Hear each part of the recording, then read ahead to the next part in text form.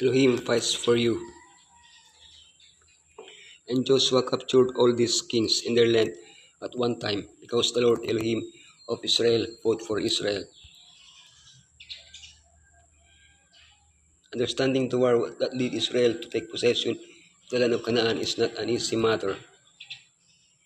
Just as Elohim never intended for sin to exist, neither did he intend for war to exist. So why did so many people die? Can that war be considered holy? To understand this problem, we must delve into the biblical concept of war, the moral values at stake at that critical moment in history. A matter of iniquity, a matter of justice. The biblical concept of war, destroyed by their own choice. Seek peace,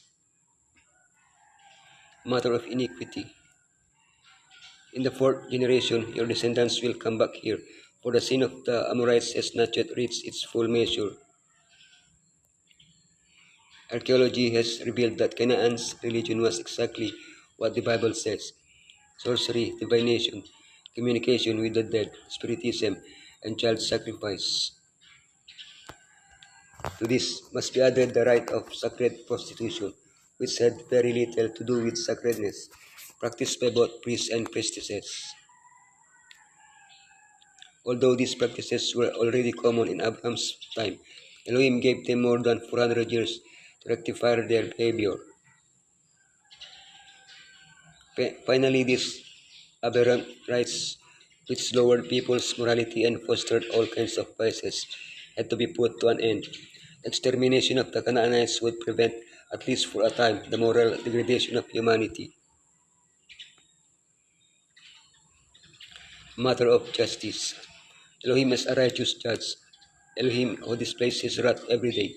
If he does not relent, he will sharpen his sword, he will bend and swing his bow. Love, and justice are the foundation of Elohim's character.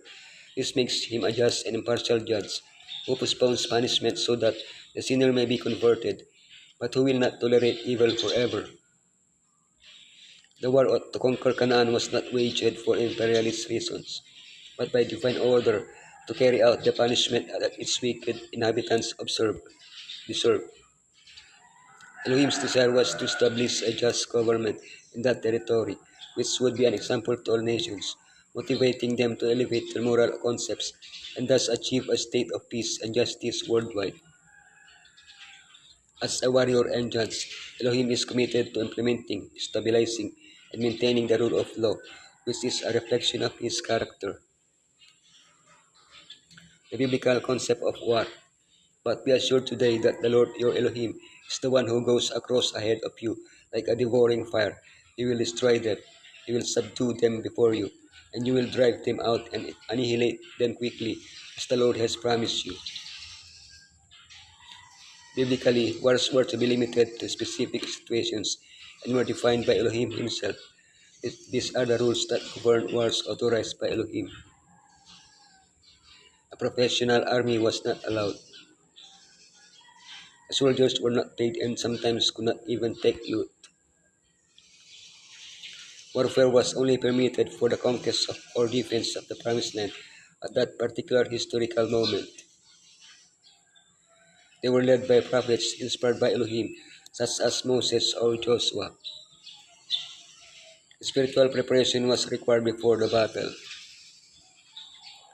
Any Israelite who did not comply with the rules of war was treated as an enemy. On many occasions, Elohim intervened directly in the battle, destroyed by their own choice.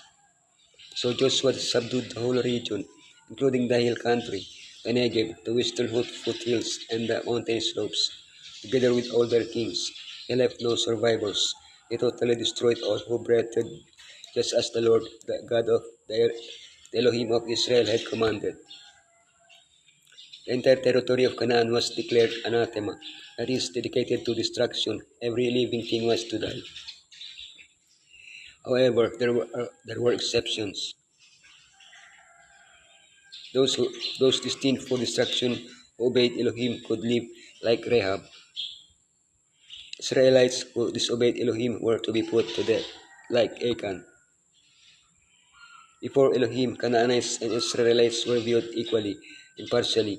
The difference was that some chose to persist in the rebellion against Elohim, while others chose to obey him. Now the decision is still ours. When Yeshua comes, we will be saved or destroyed by our own choice. Seek peace. I will make peace your governor and well-being your ruler. Yeshua is called the Prince of Peace. He came to bring peace, and he will reign in peace. But until his kingdom of peace becomes a reality, we remain in a territory at war, immersed in the cosmic conflict between good and evil. When the Syrian army besieged Dothan to capture the prophet Elisha, he didn't ask Elohim to have the heavenly army surrounding him destroy the Syrians.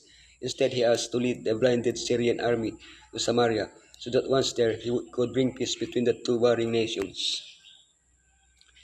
This is the example Yeshua taught us to always seek peace in conflict, to overcome evil with good. The utter destruction of the people of Jericho was but a fulfillment of the commands previously given through Moses concerning the inhabitants of Canaan. To many, these commands seem to be contrary to the spirit of love and mercy enjoined in other portions of the Bible, but they were in truth the dictates of infinite wisdom and goodness.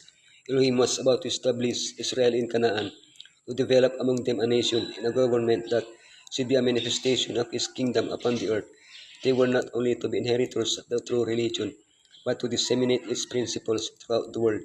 The Canaanites had abandoned themselves to the foulest and most debasing hedonism, and it was necessary that the land should be cleared of what would so surely prevent the fulfillment of Elohim's gracious purposes.